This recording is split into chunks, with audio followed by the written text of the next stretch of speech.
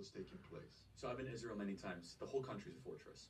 When I first heard this story, I still had the same gut instinct that I did initially. I find this very hard to believe. I've been to that Gaza border.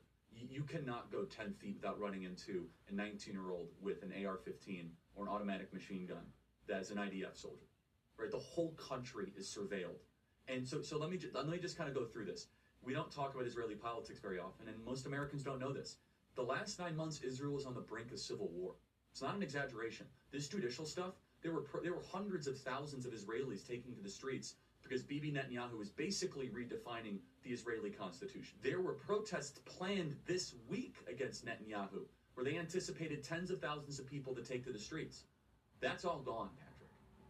Netanyahu now has an emergency government and a mandate to lead. I'm not willing to go so far that saying that Netanyahu knew or there was intelligence here, but I think some questions need to be asked. Was there a stand down order?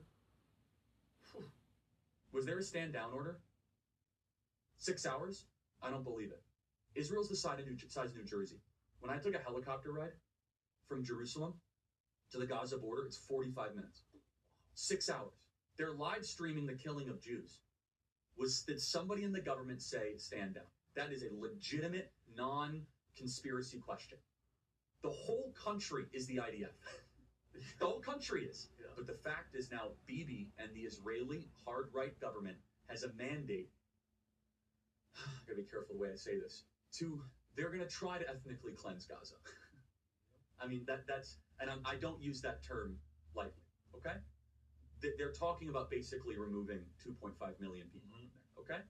And honestly, they have a mandate to go seek justice and revenge. But there are some serious questions here, Patrick. And let me tell you, my pattern recognition over the last 5 years has become pretty sharp. COVID, Maui fires, Epstein. When I see a story and it doesn't click, our guts are usually right.